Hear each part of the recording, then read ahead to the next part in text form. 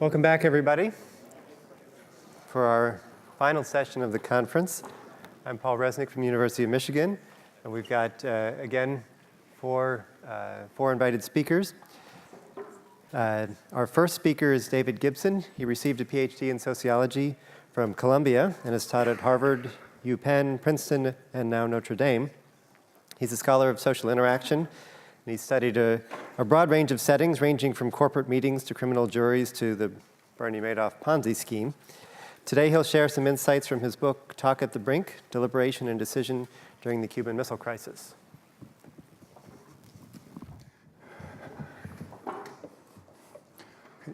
Am I working? Sounds good. Okay, great. I want to begin with a proposition. Let's see. And if this would just begin working. Okay, there we go. Sorry, this is a bit sluggish. Oh, I see. It's moving up there, but not here. Let's try that again. That inasmuch as decisions arise from talk or conversation, and there's like a video of them talking and then the decision popping out, but that part didn't work out so well. They will be subject to conversations, exigencies, and vicissitudes. Pardon me. Decisions will arise out of talk or conversation under either of two conditions, I conjecture. The first is when the situation is genuinely complex and there's no good choice or obvious choice to make. In that case, conversation will be a primary mechanism by which possibilities are explored, identified, delineated, and risks assigned to those different courses of action. And the second is when the decider wants to make choices that are justified by the deliberative process. This could be the manager, or in my case, a president, and justified in the eyes of the people present and those who might reconstruct the decision-making process after the fact. When either or both of these is true, again, my argument is that choices will be shaped by conversational details and exigencies and vagaries, by which I mean to refer to things like the dynamics and procedures for turn-taking and telling stories in conversation, disagreeing and detecting and correcting misunderstanding, the kinds of things that have been studied extensively within sociology by the subfield of conversation analysis. Okay, all a little bit sluggish here. There we go. I have an historical case. On October 14th, 1962, a US spy plane photographed Soviet nuclear missiles on the island of Cuba. These were taken on the 14th and developed on the 15th. On October 16th at 9 a.m., President John F. Kennedy was informed. Within 3 hours, Kennedy had assembled his top advisors in the cabinet room for the first of what became a long series of meetings to talk about the Soviet provocation and possible US responses and to manage the crisis as it unfolded. This group eventually became known as the Executive Committee of the National Security Council, or the EXCOM. Its members included people like Secretary of State Dean Rusk, Secretary of Defense Robert McNamara, Chairman of the Joint Chiefs of Staff Maxwell Taylor, the CIA Director John McCone, Bobby Kennedy, the President's brother and Attorney General, and Ted Sorensen, his speechwriter and personal aide, and the last EXCOM member to die as I worked on this book about 4 years ago. On the 22nd, after several days of EXCOM deliberations, and I'll argue, because of their drift, because of their trajectory, Kennedy went on national television to announce the discovery of the missiles, at that point a carefully held secret for a long time, and the imposition of a naval blockade meant to keep more missiles from being delivered. We now know that on the 23rd, Soviet ships carrying additional missiles were turned around and returned to port. But more ships kept on coming, including from the USSR, and we didn't know what they contained, so things remained very tense for a while still. On the 26th, Khrushchev, who at this point was getting seriously cold feet, made his first offer, which was to withdraw the missiles from Cuba in return for a US pledge not to invade the island. And he did this by means of a personal letter, which I have up there. The very next day, before the EXCOM could even talk about the first offer, Khrushchev made a second offer, this one publicly. So Kennedy thought, therefore, he couldn't back down from number two. And now Khrushchev upped the ante and said that the US also had to take NATO nuclear missiles out of Turkey. These were missiles that irked Khrushchev greatly and that Kennedy had effective control over. After a very long EXCOM meeting on the 27th, dragging on for like 4 hours, Kennedy responded and said, "Thank you very much, we accept offer number one. We won't invade the island." And then behind the scenes, let Khrushchev know that the US would have those missiles out of Turkey after a few months' time on the condition that Khrushchev didn't brag about that as being part of the official quid pro quo. okay? And then the next day, Khrushchev said, thank you, I accept, the missiles will come out. And for current purposes, the crisis was over, although in fact it dragged on for 2 more months as we tried to inspect the missiles as they came out of Cuba. Castro was apoplectic, not at all cooperative, and tried to get Soviet bombers out also, which we ultimately did. Okay. I realize not all of you know this, but Kennedy secretly tape recorded almost all the XCOM discussions. Okay. Many of you do, but some I know don't. He did so by means of a tape recorder like that. He had a button at his location at the cabinet room table. There were microphones on the wall and old light fixtures. And this machine was down in the basement, actually operated by a Secret Service agent. I imagine Kennedy pushing the button and the agent popping up from his cot in the beginning of the work. But that part's my conjecture. The machine is a part of the historical record. The popping up part and the cot part is my embellishment. So we have about 21 hours of audio from the first 13 days alone, and many more from the months that followed. But I'm focusing on these kind of iconic 13 days. And no, I have not watched the movie 13 Days for a long time now for fear of tainting my mind with fiction or the fictitious rendition of these events. Some meetings were not tape recorded, especially those in the opening days when Kennedy went on the campaign trail for midterm elections, trying to keep up appearances, and a few meetings that were held when he was there, but elsewhere in the White House to throw the press off the scent. Because they were very suspicious about all these important people going into the cabinet room again and again and again. So they had the meetings elsewhere, and then they couldn't tape record. But the important thing is that the meetings I'm focusing on today were recorded, and my argument is that they actually were the decisive ones for the first decision to impose a blockade. I've heard a few references to groupthink here. I thought that I should add this slide to clarify something.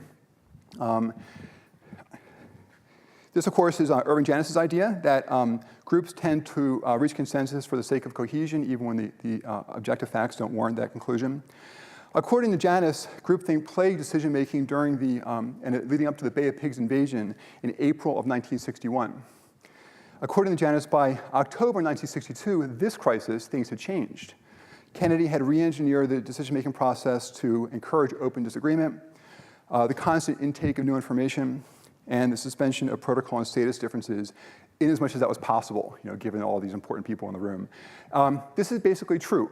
These were remarkably open and kind of egalitarian discussions, given people who were there, although I think Janis's conclusion that therefore they were systematic and logical and thorough was overstated, and that will become apparent as I continue. Okay, there's my book. Many of you have computers, this is the perfect time to place your order on Amazon. So in the book, I distinguish between the 3 main choices that Kennedy made to kind of drive the crisis along that really define the crisis from the US perspective. The first, as discussed during this first period, was to impose a naval blockade. I had this idea I can circle this. It's not working. The second decision was not to actually stop any Soviet ships. That happened kind of later in the crisis. And the third decision was to strike the deal I described earlier involving the missiles and the no invasion pledge and the Turkish missiles. Today, I'm focusing on the first decision to impose a naval blockade on Cuba, and especially the 3 tape-recorded meetings on Tuesday the 16th and one on the 18th. The actual decision to impose a blockade came out of the meeting on the 20th, but by the end of the 18th, everyone says the trajectory of Kennedy's thinking was apparent, and we have recordings on the 18th meeting, so I'm going to focus on those first 3 recorded meetings. And just trust me that nothing new and important happened on the 20th. You can kind of tell where things are going by the 18th. All right, you have to understand that even though things worked out well, we're all still here, all options look really bad, okay, initially. And you can see this by, I can kind of simplify this by showing how all the main options were thought to possibly eventuate in nuclear war, okay? Doing nothing about the missiles, it was feared, would embolden the Russians to attack West Berlin, which Khrushchev was constantly threatening to do. We were obligated to defend West Berlin with tactical nuclear weapons if we had to, which could quickly escalate to a general war. An immediate airstrike on the missiles in Cuba, favored by many XCOM members, including Kennedy at the beginning, could also result in Russian retaliation against West Berlin or other sites, NATO sites in Italy and UK and elsewhere, and also results in nuclear war, okay, by virtue of just escalation. And finally, a blockade, which is a choice that they ultimately chose, could result in nuclear war in the following way. No one thought a blockade would actually force Khrushchev to take the missiles out that were already there, right? You blockaded the island, they're still there. They don't disappear because of the blockade. Given that fact, almost everyone thought a later airstrike would be necessary. By virtue of the delay between the onset of the blockade and the airstrike, many missiles would be prepared for firing. It could be fired against US cities, perhaps by accident or without authorization. They didn't think Khrushchev was crazy, but command and control of nuclear weapons was very, very primitive at that point in time. So it's very, very feasible that in the midst of a postponed airstrike, we could be bombed by these missiles, or the missiles could be fired against US cities, which would have been really bad. Okay, missiles fired. And that could very easily have resulted in nuclear war. So all the options look bad. My argument is going to be that to choose a blockade option, which Kennedy did, watch carefully, don't look down now. That scenario, that part of the narrative structure had to fade from view, cognitively perhaps, and certainly interactionally and conversationally. So I'm going to show you what happened to that piece of the puzzle conversationally that made it possible for Kennedy to choose a blockade in a way which seemed justified given recent talk, even though it flew in the face of things that were said earlier in the meetings. All right, the problematic thing about the blockade was, yeah, there it is, that it involved giving a warning, right? A blockade would have done that, an ultimatum would have done that. There were many different scenarios that involved giving Khrushchev some warning before a later airstrike. The blockade was a primary member of that family. And again, the problem was that we give them a warning, we wait a day, 2 days, a week, and during that interval, some missiles were ready for firing and could be fired, again, by accident or without authorization by some hot-headed Soviet lieutenant on the ground upon finding his missiles being bombed. Here I have a timeline of these first 3 meetings. And I have located very precisely, every time someone says, we can't give them warning, such as with a blockade, before an airstrike, and every time someone said, let's give them warning before an airstrike. Okay, and you can see what's happening here, right? For the first 2 meetings on Tuesday and 1 meeting on Thursday, they were like informal discussions on Wednesday. I don't have those tape recordings. The overwhelming story, especially from McNamara, was we can't give them warning. It has to be by surprise. Surprise, surprise, surprise, surprise, surprise. Any airstrike has to be without any advance warning, right? About a third of the way through that Thursday meeting, all of a sudden things change. Now, there are a few exceptions. Wait, this is the, okay. We all want to see who has the most steady hand when projecting at a distance, so it's not me, okay? But it's not any of you either. There are a few attempts here by someone, including Kennedy, to say, let's give them advance warning, and they're shot down. Like, we can't do that, Mr. President, it's too dangerous. And for the most part, Kennedy was entirely in agreement with McNamara that any airstrike had to be by surprise. About a third of the way into that Thursday meeting, you see the sudden shift. And all of a sudden people, and Kennedy is not the first among them, he's the third person, begin saying, let's give them advance warning of a day, 2 days, a week, and then bomb them. And for a while there, no one says no. It's almost like no one had ever said no, okay? And then about 60% of the way through the meeting, people begin saying, well, wait a second, like, wasn't this a bad idea? And they are in various ways suppressed. They're interrupted, they're ignored, they're misconstrued, they're deflected. And my argument is that this provided the conversational context for Kennedy to make a choice which was, again, justified by recent talk, even though it was dangerous given the sum total of everything that had been said. I'm going to play a few excerpts for you. The first will be when McNamara first says any airstrike has to be by surprise. Okay, you can't give them advance warning. And then I will have JFK saying, let's give them advance warning of a day or two. I forget what he says exactly. And then a few cases of people who are suppressed when they try to reintroduce the danger of bombing operational missiles. Okay, interrupted, ignored, or whatever. So I'm using conversation analytic notation, which I'm sure you're all intimately familiar with. I won't dwell upon that in great depth right now. Let me just indicate that this indicates overlapping talk, which is relevant here, right? Because it's like competing speakers, and that makes it possible to ignore one, it turns out. And pauses are timed to the 10th of a second in parentheses. I also have arrows indicating intonation. There's some more things, too, that I won't dwell upon right now. We don't know what kinds of communications the Soviets have with those sites. We don't know what kinds of control they have with the warheads. If we saw a warhead on the site, and if we knew that that launcher was capable of launching that warhead, I would strongly urge against the air attack, to be quite frank about it. Because I think the danger to this country in relation to the gain that would accrue would be excessive. And this is why I suggest that if we're talking about an air attack, I believe we should consider it only on the assumption that we can carry it off before these become operational. Okay, McNamara, you can't bomb operational missiles. Got that? And he says it again and again and again, and everyone's on board this story for the most part for the first 2 1/3 meetings that are recorded. Okay. So now we have, fast forward to the third meeting, and all of a sudden people are saying, let's give them advance warning. And here's Kennedy as one of the people, but not the first one. And he says basically, we'll call Congress back, this is on Thursday, and we'll tell them about the missiles. And of course, then the Soviets will hear about them also. And then on Saturday, we'll bomb the missiles. Saturday, we'll take them out. And no one objects. Okay? It's just like, as if like no one had ever objected to this plan. Tomorrow afternoon, I announced there's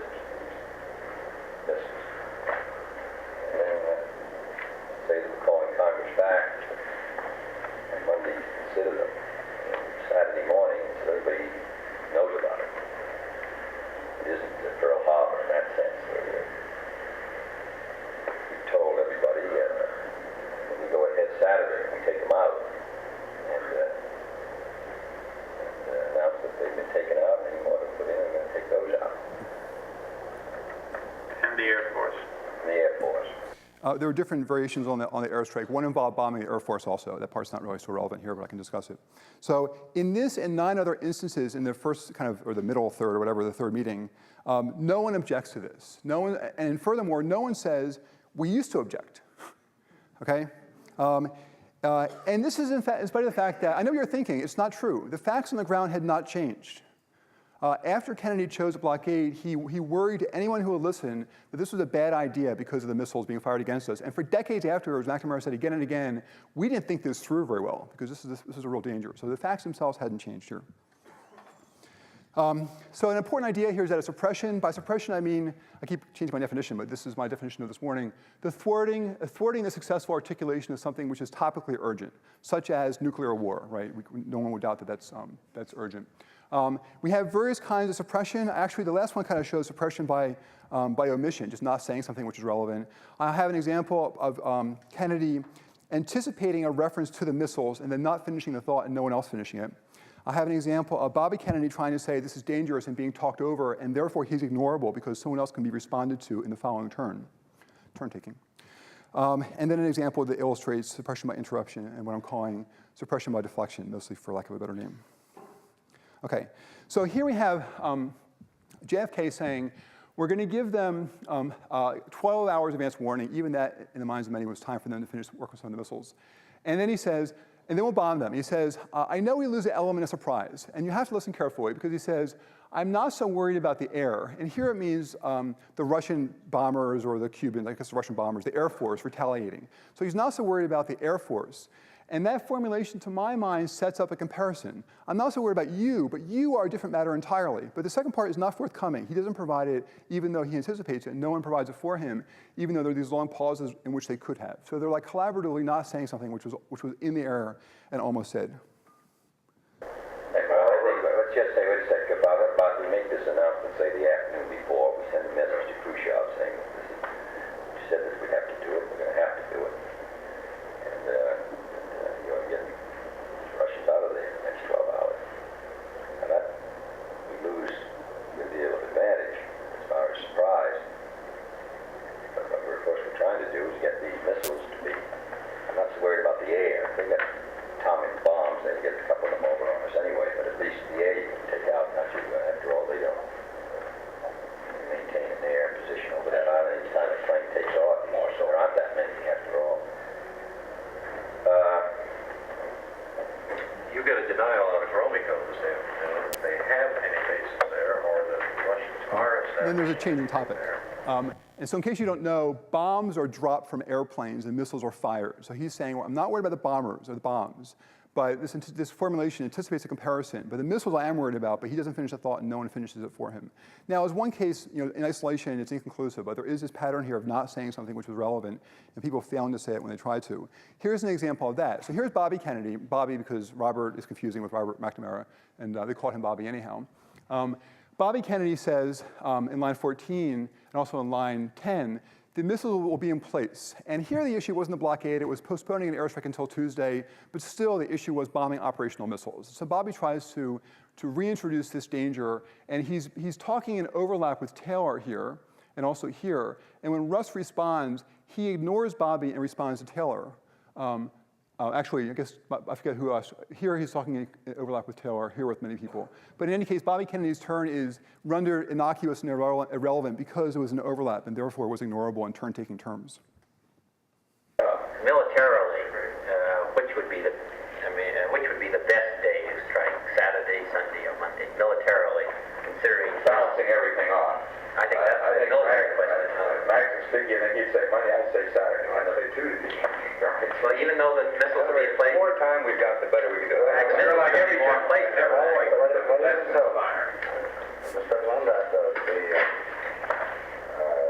the only thing we mentioned yesterday, we got it relatively So Russ responds to Taylor instead. So Bobby tries to say, come Tuesday, the missiles will be ready. The implication is this is dangerous. He's talked over and therefore is ignorable because the rule in conversation is when you talk, speak to the last person to monopolize the floor. And that was not Bobby Kennedy. If anything, it was, yep, okay, I'm almost done. So I have one final excerpt here that I'll just play for you quickly. This involves McNamara and Bobby Kennedy, and rather than kind of explain it to you, I'll play it. I'll just give you a little bit of context. So Bobby Kennedy here is trying to say, are we going to let them finish work on the missiles before an airstrike? And he tries 10 times to do this. And 10 times over, McNamara will not let him finish the sentence. And it's kind of ridiculous. Now, about partway through, there's a long interlude when they're not talking, but eventually they do resume, so just be patient. It's like 2 minutes total, but then I'm finished. What are the chances are This is Bobby. You've got to say to him, they continue to build these missiles. All right, and so you're going to have people flying over all the time. Well, at night it looks a little different than it did the next morning. Oh, he's not going to stop building. He's going to continue to build. Well, now you're knocking out, Bob? Well, I think this goes back to what you say at the time of the blockade. I'm not sure you can say that. Are you going to let them continue to build the missiles? Well, this goes back to what you begin to negotiate. He says, I'm not going to stop building. You have them in Turkey. Well, At the time you acted by putting a blockade on, that's done. all right, then you let them build the missiles, and you let And you talk. you tell them. that he would run the blockade? No, but they have goods inside that they use to carry on construction. We tell them they can build as many missiles as they Oh, want. no. What we say is we're going to blockade you.